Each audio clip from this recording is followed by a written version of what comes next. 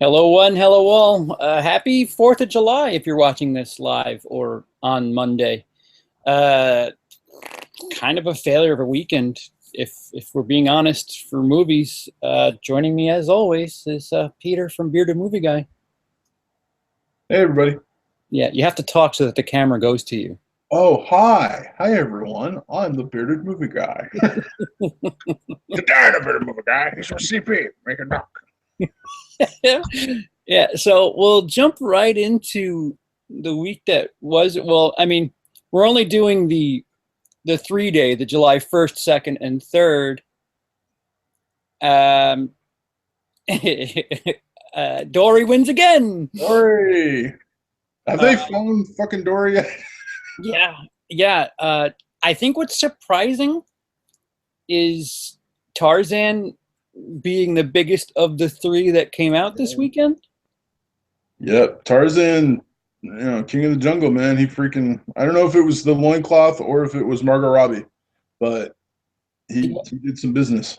That Purge jumped out like. I mean, it was worrying enough that Peter actually sent me a message, I think Saturday morning, and said, oh, "There's chaos. There's chaos.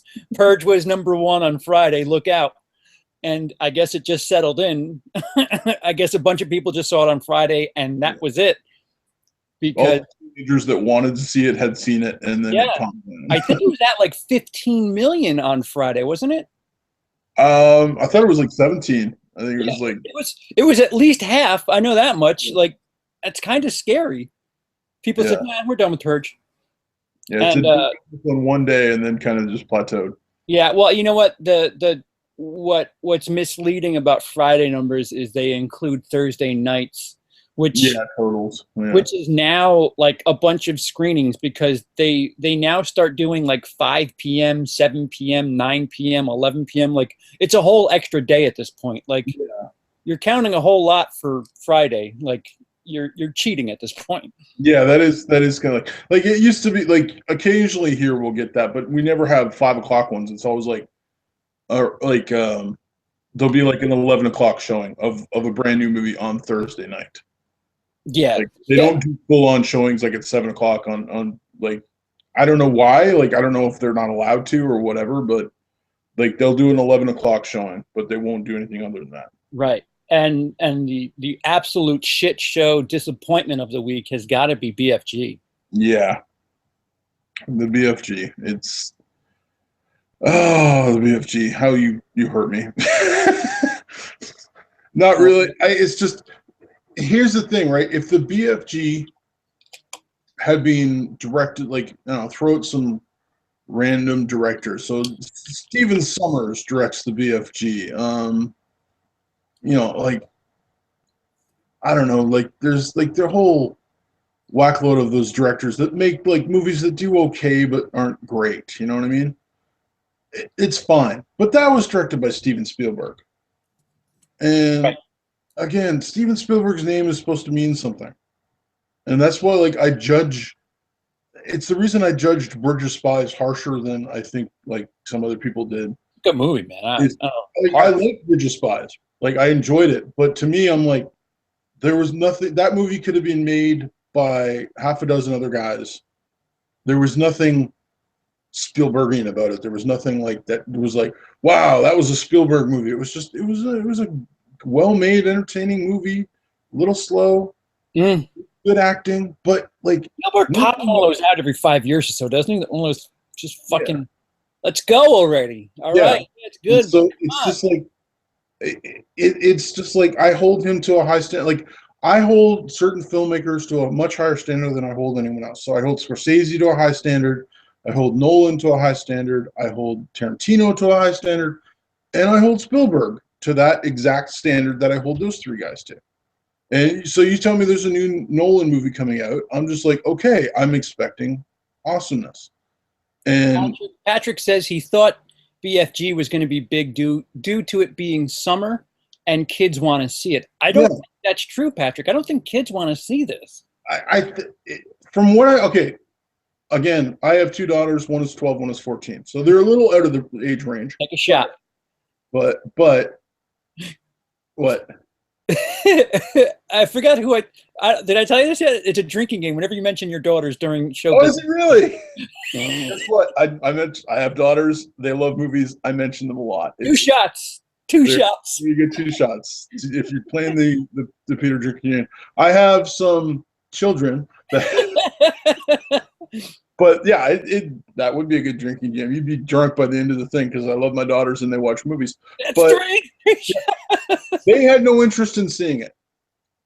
Well, And, you talked about it before we got on about the people that you do talk to that do want to see it.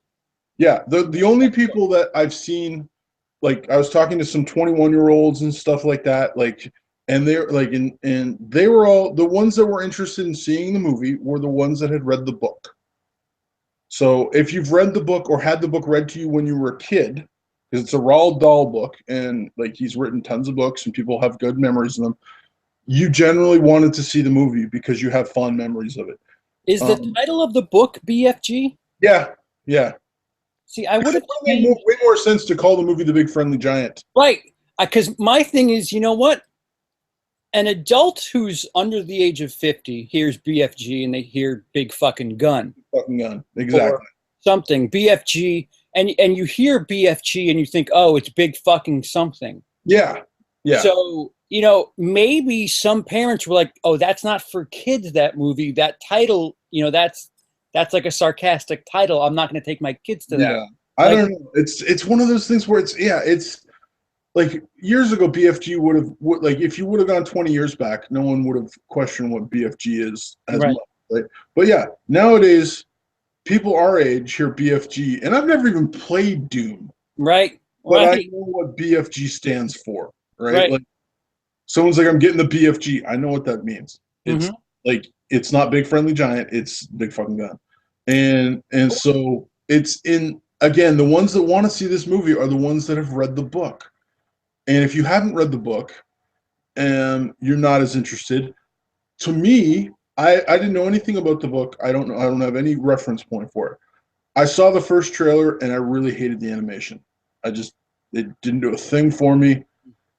The voice work of the main actor sounds really good, but again, every time I see the animation, it just drives me nuts. Oh, it's Rylance, the guy who won the Oscar last year. Yeah, it's like I'm like good acting. Like you can tell, like he's a really good actor, but the animation just I don't know. I don't like the style of it. So to me, watching that movie would be hard because I'd be the entire time I'd just be sitting there going, I hate the look of this. Dude, another thing, like, listen, if there's one thing that I don't know, it's modern kids, anybody under the age of 16, 17, I guess. I've been called out on this channel before for not knowing 17-year-olds, 16-year-olds.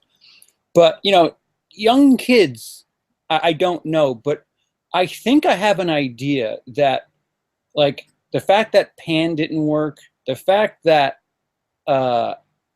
this, you know, it's not great. Yeah. 17 million, 19 million, whatever it was, on July 4th weekend is bad. Yeah, it's not good.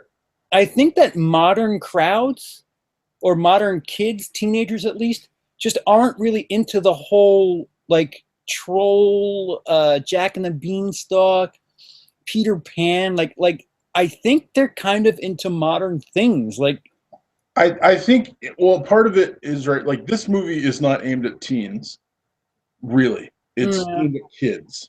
So it's aimed at two people. It's aimed at kids and it's aimed at parents that read the book. So like anyone else they kind of get because of whatever reason is just extra gravy. But really it's like you're aiming for the parents who know the book and you're aiming for their young kids who will be entertained by the movie. It's not made for teenagers, specifically, I would say. And it's just I don't know, like I think kid audiences right now, if we look at how much money certain movies have made, like we know Secret Life of Pets is coming out, and we both think that's going to be a monster of a movie. Slaughterhouse. It's we Finding Dory, monster of a movie.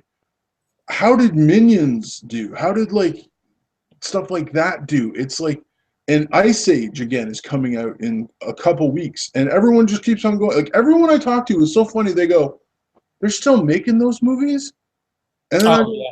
the last one made over 700 million worldwide. They're going to keep making those movies as long as they keep turning profit. Russia loves Ice Age, for the record. Who does? Russia. Oh, Russia. Yeah, yeah. Particularly Russia. I don't understand why Russia. Maybe it's just because it's cold in Russia, and it's just like, it's just like, it's like Minions slaughtered, for the record. But it. Minions made 336 here and 115 opening weekend. Yeah, that's a lot of money. It's a bad movie too. It's the least favorable of the Despicable Me movies. Despicable Me movies and stuff. And I love those things. I have their little dumb dolls all over the place. Yeah. I've only seen Despicable Me. I haven't seen any of the other ones. I haven't seen Minions. I think 2 is the best one. I want to see 2. I'll be honest. I don't particularly want to see Minions. I want to see number 2. But I think kids nowadays, if anything, if Angry Birds showed us anything, I think kids are into that bright, fun, silly animation. And a movie like BFG, which is not like that, right? The animation style in it is trying to be ultra realistic. They're trying to be able to I've seen one scene where Mark Rylance's character is sitting having dinner with the girl and he's talking to her, and incredibly detailed environments they're sitting in, right? Like it's just the room he's sitting in. You can tell they've spent countless hours rendering that to make it look as realistic as possible in an animated version of it. Kids aren't interested in that. They're interested in bright colors. They're interested in like fun characters, fun, silly characters. That's Angry Birds, freaking Secret Life of Pets, like Dory. They're interested in fun, silly characters. They're not interested in ultra realism. and they're getting their parents to pay for the movies they want them to see. And BFG is not one of them. I think what 2016 is very broadly. I'm not even going to say fast anymore because you settle in because you're going to be surprised a bunch. 2016 is showing us that they don't know what the fuck they're doing. Yeah. Like the fucking runaway hit of the year is a movie that took 11 years to make because the company didn't want to make it. Didn't want to make it. Batman vs Superman was quite a bit of a disappointment for all intents and purposes. You put a shit ton of money behind Spielberg, and he can't crack the top 3. Yeah. Ghostbusters, I can't wait to start reporting on the post release of that because it's not looking good for that. What else? What just nothing seems to make 50 million anymore. Except Dory. Right. Well, Dory. Except kids animated movies. Like we were talking, the 5 biggest movies this year so far are all Disney movies except for Deadpool. So you got Jungle Book, which is mostly animated. You got Captain America, Civil War, which is half of it CGI. You got what was the other 2? You got Dory and you got Zootopia. Those are the 5 biggest movies this year, and 4 of them are Disney, and 3 of them are animated, roughly. Like you could say Jungle Book's not, but it really is. Most of it's an animated thing. It's just CGI animation. It's I don't know. Disney knows what they're doing. Like I agree with you. Hollywood has no clue what to do. Disney, I think, clearly understands what they want to do, and they just keep on pumping out.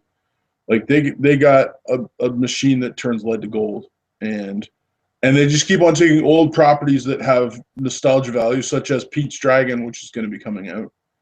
And so it's like you already own the property, you already own the story, and you turn it to what you want it to be, and you put a new spin on it, whatever. That's Disney's whole thing right now is turning. Batman versus Superman got knocked off by The Boss. By The Boss. Wow. Captain America got knocked off by Angry Birds. Like something's wrong. Like yeah, but how many weeks was Captain wrong? Like what you're seeing here, Deadpool, Zootopia, Jungle Book, Dory. They're all at least 3 weeks. And you look at the weeks that they carry through. Some of these movies that like should have won didn't. Independence Day didn't win. Yeah. I could keep going. What do we have here? Dory, actually, that was dirt. Warcraft was supposed to win, didn't. Yeah. And boy, it stopped making money at that point. It did not win. I feel bad for Duncan Jones at this point. Yeah. Good filmmaker. Just it's really not that pretty. Like I think people have to understand, and if they don't, right? Like we were talking just about Independence Day, me and CP before we came on, and the originals Independence Day, you said made how much money? Oh, a ton. You said it made like 50 something. Yeah, on 4th of July weekend, Independence Day. Like the original, we're talking here, not the new one. Yeah. For anyone who's It confused. made 50 million, which by today's standards would be 77 million. Yeah. And that's like, you can go, ooh, that sounds good. But it's what we're talking about in particular is butts in seats. 11 million. It's not just how much it made, it's how many people actually went to see it. And the difference between, what is the difference? You said it was something insane. 11 million to 3.5. So 11 million people on July 4th weekend went to see Independence Day. 3.5 million went to see it its opening weekend this year. That is a big freaking drop off from 20 years. So 20 years ago, you had that like over 7 million more people going to see a movie in theaters. So it's like you have to understand 2016 made, because we're bouncing around big huge numbers like billions, like Disney made this billion and so on and so on. It is a poor freaking year for movies. Dude, it's a terrible year. Money doesn't mean what you think it means. Dude, like you hear billions, like dude, like 4/5 of those billions are China, and they're like, "Ooh, what's these movies things I keep hearing about?" Yeah. The study that I have that I'm coming up in a special edition video. This is the first time in history. 3 years in a row, the #1 movie did not crack 50 million. And it's only happened 3 times in the last 20 years total. So 6 times in the last 20 years, but 3 times in a row now. So that's something we like to call a pattern. Yeah. Really, really bad. If it happens every 6 years, maybe you'd be like, yeah, that's just random. But 3 years in a row, the top movie on July 4th weekend not making $50 million. Armageddon in 1998 was considered a failure on July 4th weekend, even though it came out 2 weeks earlier. Yeah. 36 million. It would beat Inside Out last year. It would come really close this year. To beat it. And that's with 1998 money. That's 36 million in 1998, which is actually worth 53. Yeah. Guys, there's something wrong. Like it's not a good year for movies. Like as much as it seems like, oh, we have Batman and Superman in the theater together. We have this, we get that, and again, you throw that billion word around, right? Like how many movies have made $1 billion already this year worldwide? And you're like, wow, you would think if you just heard that and you don't know that that's a really good figure, right? Wow, they're doing awesome. But it's, if you compare it to 20, even 10 years ago, how many more people were going to see movies in theaters? It's massively different. And part of it, like we it's easy to break down kind of some of the reasons. Number one, people can get movies digitally if they want.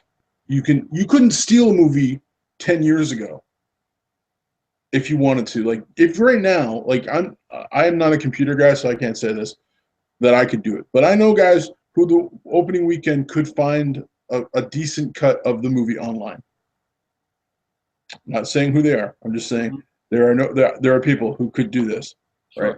And Well, like, part of it is they're not film prints anymore. They're like hard drives. yeah, they're And hard drives, right? all So you it's, need is one disgruntled movie theater employee making less than 30,000 a year, and surprise, like, there's once upon a time, you had to bring a freaking camcorder into the theater with you. yeah, yeah, And if you wanted to, like, you would go to the flea market and you would see copies of movies that were in theater. And if you bought one, it was generally a cut of a guy who brought in a camcorder and had propped it up on his shoulder.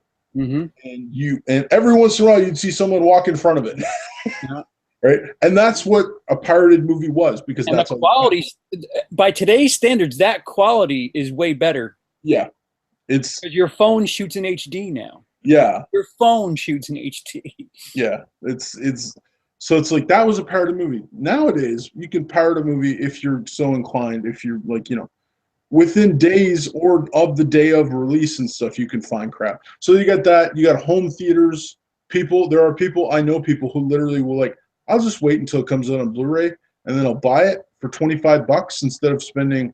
For me and my family, not my. I'm not going to say the word because I don't want anyone to get drunk. You didn't say anything about family. You just said a particular word there. But if we want to go to the movies, it's $40 on a regular night. So, and that's without popcorn.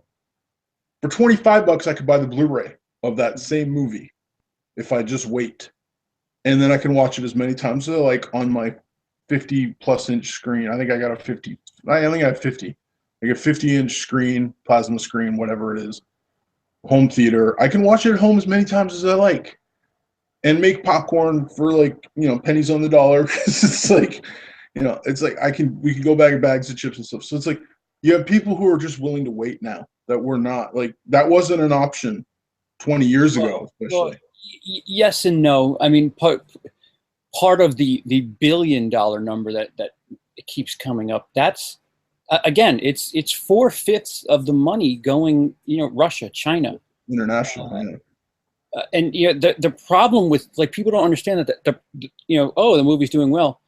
The problem is that they're catering more and more to those countries by, first, they're dumbing down the dialogue so that it's something that's easy to follow, that it's more about what you're seeing and less about what you're hearing.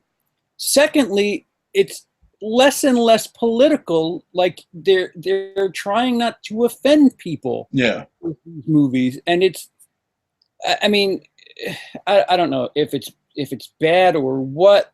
I don't know.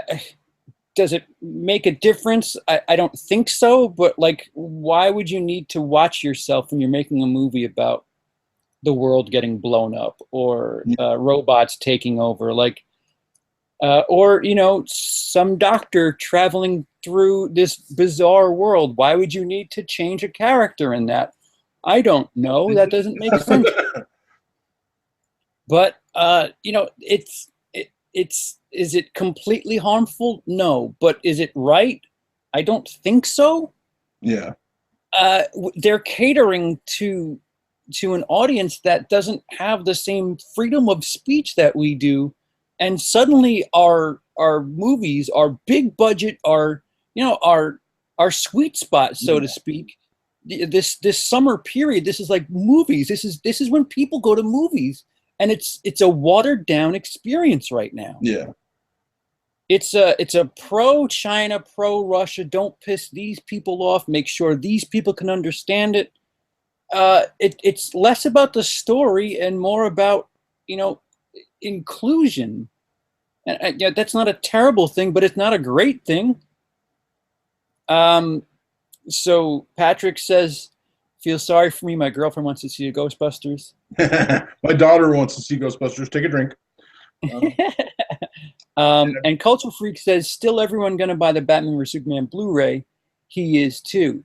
Yeah. The problem with Batman vs Superman is that extended cut is very good, and that worries me too. It's another angle on the inclusion.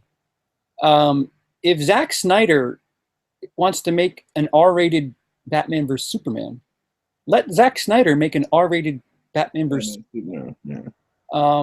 If you're gonna hire Zack Snyder because of you liked what he did with The Watchmen, understand that The Watchmen is R-rated. Yeah. I'm trying to think actually off the top of my head, what has Zack Snyder done that's PG-13 or lower? The Owls of Ga'Hoole, Legends of the Guardians. Sucker Punch R-rated too? No, I don't think Sucker Punch is R-rated because there's very little blood in Sucker Punch. They get around blood in Sucker Punch by the soldiers like that they kill have like talcum powder inside them instead of blood and stuff like that. Like there's I don't think there's actually any blood like a lot of blood in all those big fight scenes. So I actually think it's PG-13. I think 300 is another 300 is obviously R.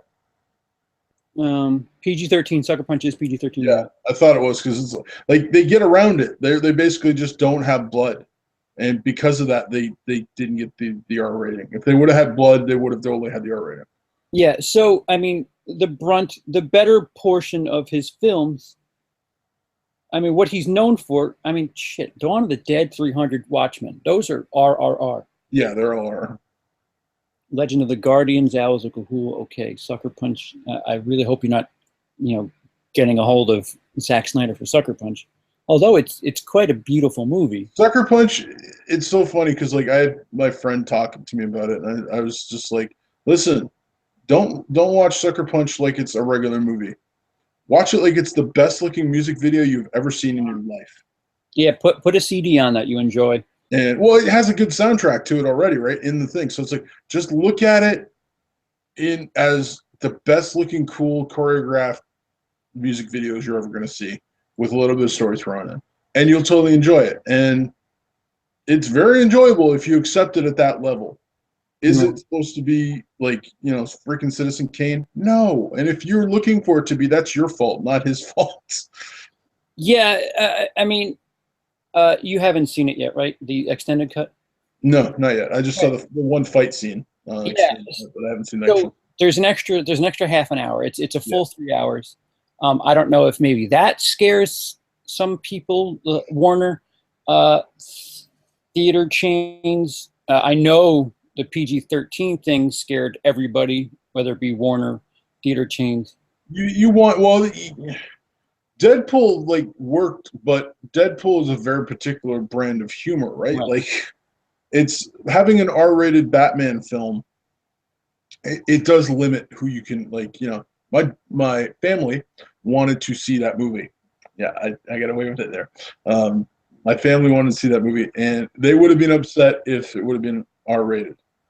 Right? They're upset because Deadpool's R-rated, but yeah, but like you're a bit of a rare breed in today landscape. Some people will take their kids to see an R-rated movie if it's like I know people that took their kids to see Deadpool just because. Yep. There were some kids in my screening of Deadpool when I saw it, and we were just like, do they know or do they not care? It's like because some parents just don't care. Some parents. Yeah, well, I mean, I think it should be how well does a kid have a rap of common sense / reality? Like I was watching R-rated movies when I was 7, 8 years old, and I don't know. I guess I'm kind of all right now. I mean, I didn't go and shoot up a supermarket or anything like. I was going to throw "yet" on there. Yeah.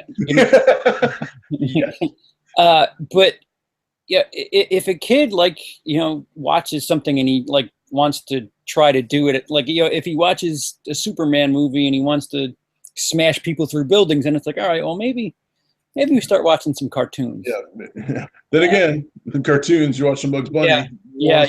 The old stuff. Yeah. With guns and stuff. Like Jesus. I think another thing that scared, like you think Superman, you're gonna think R rating. Like Superman's wholesome. Another reason why Zack Snyder just doesn't make any sense for the whole fucking thing. But I love Zack Snyder's style. I really do. I enjoy it too. But it's a little dark for Superman. It was very dark, and I think like they've addressed that with the new stuff they've done, like with having the all the critics over to look at scenes and stuff and look at scenery and stuff from Justice League. They're addressing that because they're just like, okay, obviously we went too dark. Like we were trying to do something a bit different from Marvel, and clearly, like they don't want to do exactly what Marvel does, and I don't want them to. But DC's always been darker than Marvel has been. Like it's in the comics and stuff like that. So it's just they clearly tried something and it didn't work. It would have been interesting to see what Batman v Superman would have been like if a different filmmaker had done that. Like to see how much brighter it would have been and stuff. But again, it's part of it's the writing, right? Like I don't think Zack Snyder did he write the script or does he have a script credit on that or even this like more interesting would be if he had a story credit, I guess. Nope. He has no writing credit. So yeah, so like I don't fully understand when everyone goes, well, you know, the film is so dark and the story is so dark. It's like he didn't write the story. He was presented a story by Warner Brothers, and they said, we want you to make this movie, and this is the script. And he went, okay, this is my interpretation of that script. But the script is still the same. The overall arcing story is still the same. That had nothing to do with him. He didn't write that. Somebody else wrote that. And they greenlit it with, like, so it's like, everyone is jumping on Zack Snyder that it's all his fault, but it's like to me, it's like who wrote the story? Why did you let them write it that dark? Because if you've seen have you seen Legend of the Guardians? No. It's actually a really decent movie. It has a few dark moments in it, but they're serviceable because they add to the story. But the overall movie is pretty hopeful as movies go and stuff, and it has like some great hero moments and stuff like that. And it's like well made. It's a good kids movie. So it's not like Zack Snyder can't do that. It's just when you present him with the material, like you give me this material and says it's going to be dark, and then I make it dark, and then you complain that I made it dark. Who's really at fault here? Especially if you know that he makes great dark movies. The writers are David S. Goyer and Chris Terrio.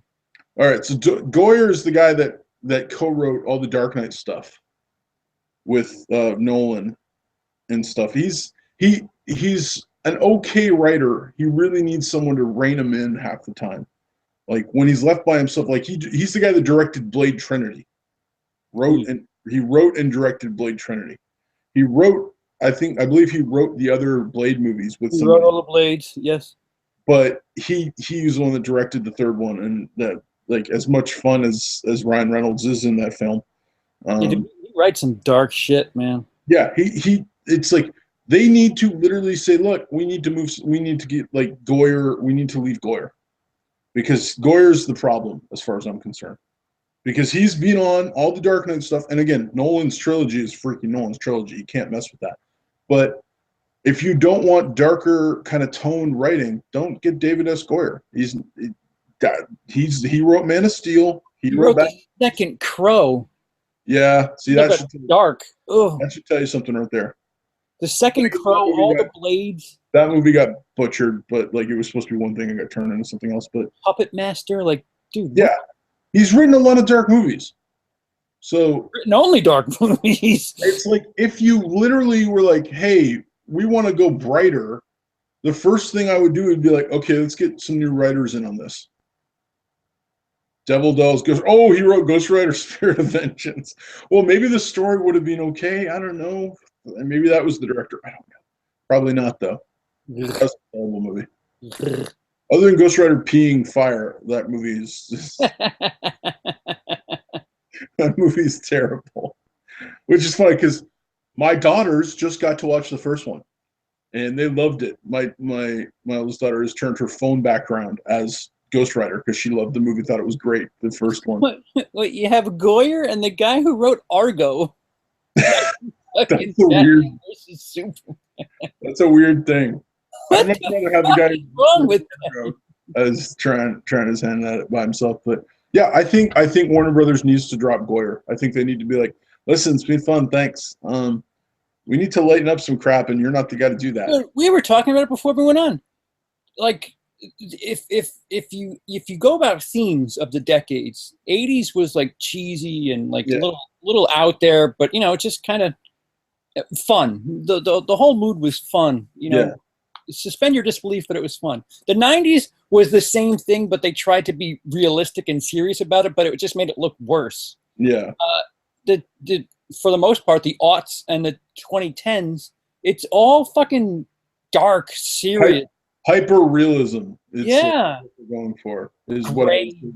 the average movie is like the average, not comedy, but the average like action movie and all. It's all like hyper realism. It's all like, Yeah. oh, it's like, yeah, this is realistic and this is dark and this is, you know, and those are fun. Like, again, it worked for Dark Knight. Dark Knight was like one of the best movies ever made. Fine. But that doesn't mean it has to work for everything, right? And it's, again, David S. Goyer is not the guy you want writing the Justice League if you want a fun fan movie. You They, like, they can make a movie about a unicorn today and it'd have a gray palette. Yeah. Uh, I'm so gray. I don't understand. what I forget, what was the movie that was so hyper color? Ah, shit, I remember. You look at Suicide Squad's posters Yeah, and they're all hyper in color. they're all very colorful. In Yeah, the trailer, it's just like, it's why- not colorful at why all. don't It's we very match dark. that? Yeah, man. I mean, you look ahead, and Suicide Squad is probably the one thing that people are pointing to. Yeah, Like, this summer is officially a miss. yeah. All right, so Pets will probably do like 70 million next weekend. Ghostbusters probably won't. Born, I don't think will do well. I think Bourne will do well, but it will do well as in today's market, right? Like, 40 million. yeah, like it's not going to do like, I don't know. But then again, what did the I don't know. I'm not sure what the original Bourne movies made. The Bourne movies are really perfect August movies. Yeah, Bourne movies have traditionally been the last hurrah. They've been like August 8, August 16 releases. yeah. I remember seeing Bourne Legacy in August, just Yeah. blown away. They get like, they're kind of comfortable there as the, you know, they're not going to make a lot, but they're going to be that final sting. And I think that's what this Bourne is. I'm just trying to get the schedule now. All right, so July, Secret Life of Pets, Mike and Dave Need Wedding Dates, which I think will be second, and I think it'll be a big second because there's just not comedies. There's nothing else. Yeah, other than Central Intelligence, that'll be the first comedy to come along in a while. In 3 weeks, yeah. So I think that will do well, even though I don't think it deserves to do well. And it's rated R too, so people are like, oh, finally, somebody's gonna have some. I think it's going to do better than it would if you released it in. If you released it against other comedies, I don't think it'd do nearly as well. But because it's the only one in a bunch of weeks, Yep. and it's the only one, like Ghostbusters, obviously is not a comedy that's hitting the same market as that. So even its next weekend, it'll do well because it still has nothing in its market going against it. July 22nd might be fun. Lights Out, which, I mean, how many fucking horror thrillers have come out this year? Yeah. Lights Out, Star Trek Beyond, and Ice Age Collision Course, which is there such thing as a, you know, kids movie burnout? Because we got to be close, right? I don't know, man. Kids just they'll watch a movie and they'll love a movie, and then the minute the new one comes out, they're quite willing to jump on that bandwagon. Although, thank God, my family has passed Ice Age. Yeah. The weekend after that, Bad Moms and Jason Bourne. So Jason Bourne has peaked in at the very end of July this year. Yeah, Bad Moms again. That's not going against anything else really related, right? Like, so it's like, other than Ghostbusters, which by then will have, I'm thinking, died. Yeah. It's not. It's going to have a market because it's like the wedding date movie guy thing that we're like 3 weeks earlier. It's got nothing to go against. Yeah, dude. Point. There's nothing like what else will be in theaters that will be a comedy No. by that point. So it's literally that's perfect marketing time for that movie because there's nothing. It's not going against anything. It's going against a movie that it wasn't going to like. The people who want to see Bourne aren't necessarily the same people who desperately want to see Bad Moms. Right. So, So August 5th, Suicide Squad. that'll kill everything. And the Founder's being released that week too. That makes me upset for the Founder because that might get buried. Is that the one about McDonald's? Yes. Yes. Michael Keaton? Yes. Yeah, that's gonna get buried. That's Free State of Jones time. Like that's like yeah, just a little bit later. Like you have the right month, just a little bit later. not going against Suicide Squad. What are you thinking? Pete's Dragon and Sausage Party comes out the week after that. Sausage Party, I think that could be the darling if it's as good as I want it to be. I think it'll make a fair amount of money. And Yeah. I told you about that movie theater that got in trouble about that. Yeah, they played the trailer ahead of In front of Tori. Yeah, well. Yeah. It'd be funny if kids actually wanted to see it. Yeah. Yeah. The following week, the week of the 19th, Ben-Hur and War Dogs. War Dogs actually looks interesting to me. Yeah, that looks like a little. But again, though, it's a nice little, impressive second place movie. That's not a. Ben-Hur, what the fuck are you doing? And then Don't Breathe. You know, Don't Breathe, right? The one with the Blind guy? the blind guy in the house with the like. It's a horror movie. It's like kind of survival horror, I guess. And then the opening week of September, Morgan, The Light Between Oceans. Oh, have you seen the trailer for Morgan? No. That looks good. It's Ex Machina style kind of thing, but it's more violent. It's basically like they artificially develop a kid, and like within weeks he's walking and talking, Yeah.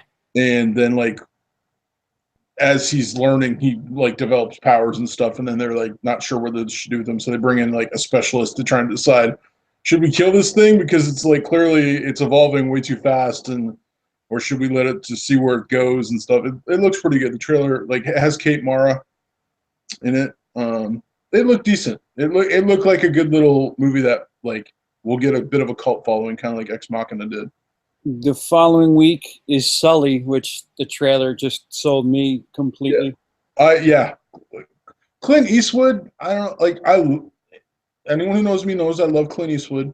He's not the best director in the world. No. But he has made some incredible movies. And the trailer, I don't know, the trailer sold me as in I want to see that film. I will go and see that in theater because it looked interesting enough. Then the following week is Bridget Jones's Baby and Snowden.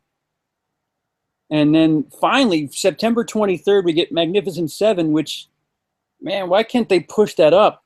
Yeah. That seemed like it should have been a summer movie. Yeah, give that to July, man.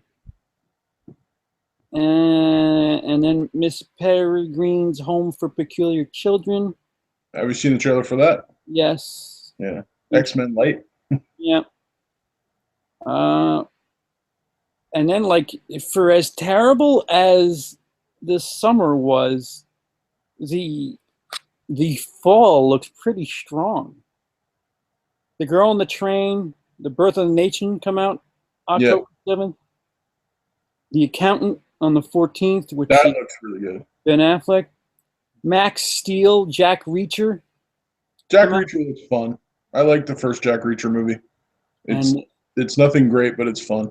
And there's a Medea movie that comes out that weekend too. Never seen any of those, so I can't they're say. following. Is Rings a sequel to Ring? Rings? Never heard of it. It's called Rings. November, Doctor Strange, and Trolls. Yeah. So it's a little troll dolls. Yeah. Almost Christmas. Fantastic Beasts and Where to Find Them. That's November 18th. Bad Yeah. Santa 2. I just saw the trailer for Fantastic Beasts.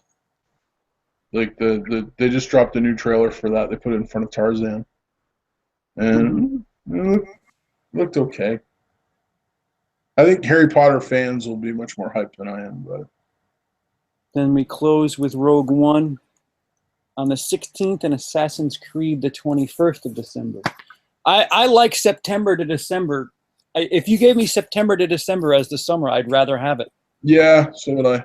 There's a lot more movies that I would like to see in that period. Although still, the movie I want to see most out of all those is still Suicide Squad. Yeah, I hope they do all right there. I seriously do. I hope it does well. Like I hope it does well for many reasons, but it looks. I like the fact they've taken a chance with it. I like the fact that I like the cast Mm-hmm. they've gotten, and Margot Robbie and short shorts is never a bad thing. Apparently, they've already greenlit a Harley Quinn movie out of it.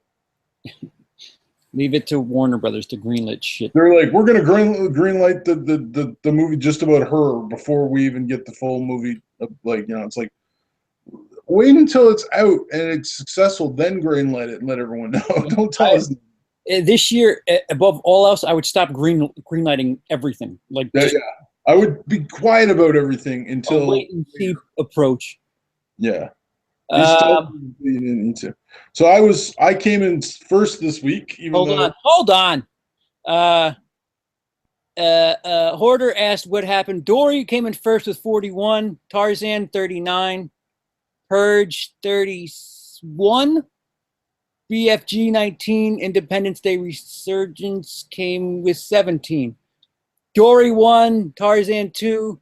Purge 3, BFG 4, Independence Day 5, 41, 39, 31, 19, 17. Yeah. That's the figures. So here's our prediction from last week. Peter wants to take credit for okay. Point. I swear that we did 2 prediction things, and I think in my first prediction thing, I think I had it perfect. And then in my second one, for some reason, I became an idiot and put BFG at second place instead of fourth. Ifs and buts. And coconuts. Mm-hmm. Yeah. So Again, a Spielberg movie coming in 4th place on its opening weekend during the summer, and it's a family movie. Holy crap! Like I don't even know what to say about that. I didn't even have it in my top 5. What does that say? Yeah, I know. Yeah. If I didn't listen to the voices about Independence Day, I think I would have been all right too. I don't know. Yeah. Stupid Central Intelligence. Now, I will say I did like the only movie I've watched out of that list was I haven't seen Dory yet. I watched Legend of Tarzan, and it's surprisingly an okay film. There's nothing super wrong with it. It's entertaining. That's what I'll say. Like I had no problem watching it. There wasn't a time I was just like, "Oh, get me out of this movie." So it was fine. It was good. I'll have no problem seeing it again when my wife wants to buy it on Blu-ray. There was nothing wrong with the film. So it's not great. There was never a point I was like, "Wow, this is awesome." And I was telling CP beforehand, the one thing I was unhappy about, and I don't know if any of you who are watching in the chat or watching in the future, I did not have a choice on whether I could watch this on 3D or 2D. The only choice I had was they had one screening. Each theater around me, I had 3 theaters within 15 minutes of me. Each one of them had a screening that was 2D before 4 o'clock in the afternoon. But I wasn't going to be seeing the movie until at least 7 o'clock at night. And so I had no choice except to see it in 3D. They only gave me one 2D showing before 4 o'clock for each theater. And that pissed me off a little bit because I prefer not to pay the extra $6. So it's that time of the show where we make ourselves look stupid. Frick, I don't even know where to go on this one. Wait a minute, what's coming out this week? Secret Life of Pets? Secret Life of Pets I already- and Mike and Dave need wedding dates, as does CP. Okay. Although CP wants to stay clear of any wedding. No weddings for CP. I'm gonna say that. Go ahead. Hold on, before we do that, we did want to mention, if you're looking at that graphic, number 11, which is not Oh, on there, Right. but number 11 was Swiss Army Man. Yeah. Swiss Army Man it was 11, right? Yeah, it was 11. I think it had like 1.48 million. And I mentioned before in our thing right before we did like our last show business, there is only one theater in all of Toronto that is showing it. It's 45 minutes away from me downtown Toronto, and I'm not willing to go all the way down there. But they had it on 2 screens, and so if it had just been given a decent amount of screens, I guarantee it would have been in that top 10 somewhere. Absolutely. It would have been between 7 and 9 somewhere. Probably around 8 or 9. And yeah, it's just it has not. I don't understand why it's supposed to be in wide release. Why only one theater in all of Toronto has it? Toronto's supposed to be movie town. It's gonna happen again. We're gonna get the green room all over again. Yeah, that's the thing. It's the green room all over again. It's a movie where people want to see it, and theaters aren't showing it, and they're gonna continue showing. Now You See Me Freaking 2, and Apocalypse, and crap like that, and there's still good movies are going to go unseen because of not being allowed to see them. So, okay, so on to next week. I'm going to say the obvious and say Pets number 1. Yeah. I'm actually going to say Mike and Dave number 2. What I'm saying.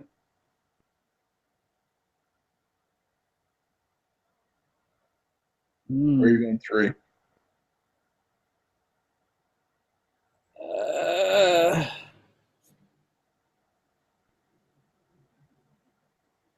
I'm going to say shit is what I'm going to say.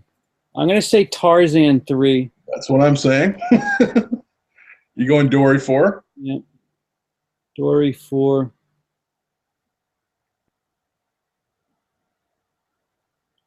And I think I'll do Purge 5. Yeah, I think we're as unclimactic as that is. I think we're pretty much exactly the same. Pets 1, Mike and Dave 2. Yep. Tarzan 3. Yeah, Tarzan 3, Dory 4, and Purge 5. All right. Well, what do you have at 6 then? Let's just break it. Oh, frick. At 6. I'll put Independence Day at 6. No, I'll go BFG at 6. Good. We have you have BFG at 6. I have ID 4. Okay.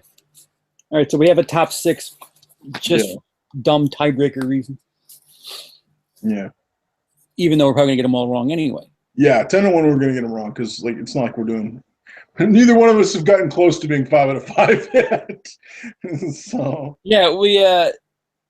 I think you got 3 the first week. I got 3 the second, and both really didn't do well this time. Although you swear that you had 5. I did it. 5. There was a point where I thought all 5 were in my head. I swear I did it. This morning, Peter's like, so I got all 5, and I was just like, I thought I had all 5. I swear. When he's like, no, I got it written down that you got BFG second. And I was like, no, I have BFG 4. Yeah, and then sure enough, thank God we taped these things. We taped it, and I listened to it, and I was like, what was I thinking? Why did I say that? I am going to go back and check that other tape to see if I'm just mental, which there's a chance. Yeah. Well, there's 2 of us are very, very, very possibly clearly such. Yeah. So that's that for this week. The figures we have technically are estimates, so it could change. Yeah, they could change. The figures will certainly change. Whether or not something moves, maybe Peter will be perfect after all is said and done. After all, but you know, that's the only thing. We went on the estimates for the weekend because I don't know. I think it's because they want to do it's the 4th of July thing. Yeah, they're more concerned with the 4-day weekend. Yeah, the 4th, because of the 4th thing. If you are American, happy 4th of July. Yes, happy Independence Day. It is very funny that I was talking to my parents. My dad's from Wales, my mom's from Canada, but they went, so today's Independence Day. And I went, yeah. And they went, what are they celebrating? And I'm like, independence from England. And they went, when were they with England? I'm just like, England. what? I'm like, don't you know, like they used to be part of England? And they're like, no. And I'm like, does the Boston Tea Party ring a bell? And you know, it's like, so they had a big war with England because they didn't want to, you know. Both my parents went, I don't really know. I'm just like, wow.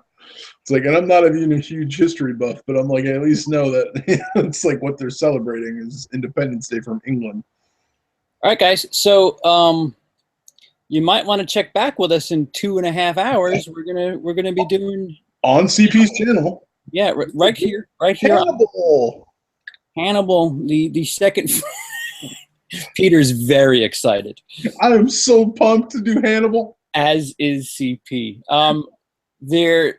If you may want to stick around, I may be giving away the Hannibal 3-pack, which is Manhunter, Silence of the Lambs, and Hannibal. It's a 3-pack in one disc. Wow. If I find it. So I may be giving it away. So come back if at least to win a Hannibal 3-pack. Otherwise, check us out doing commentary for Hannibal. And if for some reason you don't know, we're doing Hannibal with Brian Lomax and Lee from Drum Thumbs. Yes. You should subscribe and follow those gentlemen. And we're going to be going around. We're doing a tour of the world, quite literally, actually. Brian started with Silence of the Lambs. I drew Hannibal. Lee has the very fortunate Red Dragon.